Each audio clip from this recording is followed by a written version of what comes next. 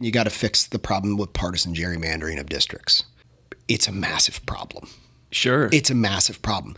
Because our districts are so unequal, it is allowing a person to run over and over and over again, and they can win because it's the same group of voters, and there's no chance, right? There are certain, like if a person comes to me for a consulting gig and says, hey, I want to run for county board in McLean County Board District 2. As a Democrat, you're probably losing. In 1, you're probably losing. These are in the county. Very rarely does a Democrat win in those areas. Now, it doesn't mean that it can't happen, right? It can happen, and it has happened in the past. But the demographics are built in such a way, and the parties are the ones that pick them. So and it's always interesting because Republicans in the state of Illinois will howl about how the Democrats partisan gerrymander at the state level, while Republicans, I've heard it on the show plenty. Without a doubt. I probably didn't hear them, and maybe you can ask them the next time you see one.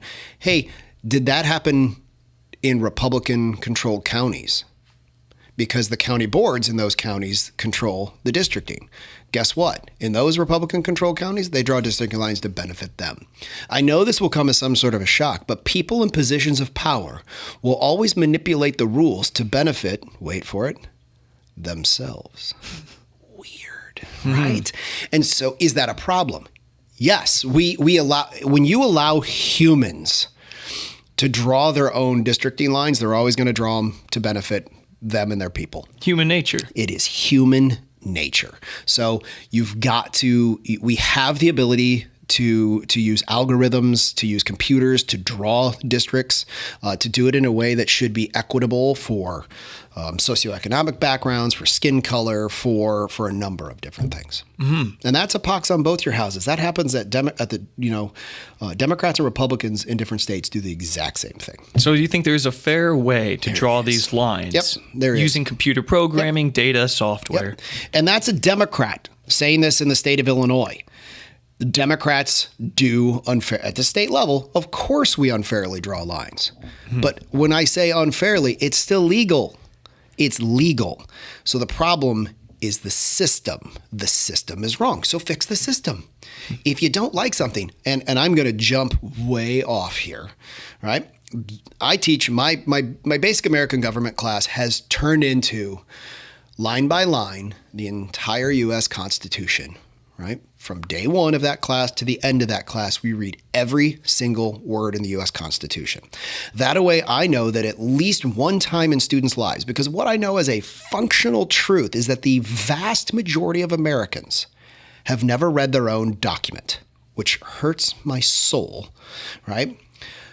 But I had a student after the Roe versus Wade decision. He was fired up. He was all mad. He said, "You in class told us that this was a strong possibility." And I said, "Yes, I did."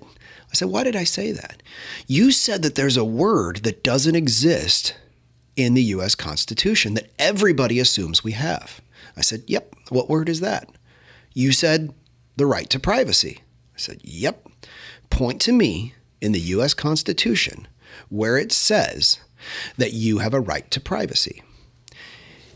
It's cobbled together in certain places via the Fourth Amendment, via the Ninth Amendment, and the Supreme Court has interpreted at times that we do have a right to privacy, but it's not explicit.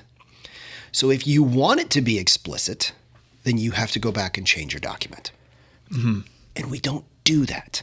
So when something is, so when people were, "Can you believe that this happened?" I was talking in class. I'm like, yes. I said, all it takes is for 5 Supreme Court justices to change their mind, right? And it to be a 5-4 decision, and Roe versus Wade will be overturned. And lo and behold, it's a 6-3 decision, and Roe versus Wade is overturned. Not shocked one bit. Almost everybody knew that it was coming. I think that the left was just, "Oh, they'll never do it." You're nuts. Do you think, as far as being a constitutionally sound decision, overturning Roe v. Wade, was it valid? Listen, it was valid only if we define the term that valid. Do I think it's a good decision? No, I think functionally it's a terrible decision. But then there's the big Democratic Party value in me saying that my belief is that it's between a woman and her doctor. period. But the U.S. Constitution is pretty silent on this fact, right? It's not in there. And really what the Supreme Court said was leave it up to the states. Because, so if we the people really do believe that we should have a right to privacy, the U.S. Constitution needs to be amended, and it needs to be specifically outlined what privacy is and what does it mean.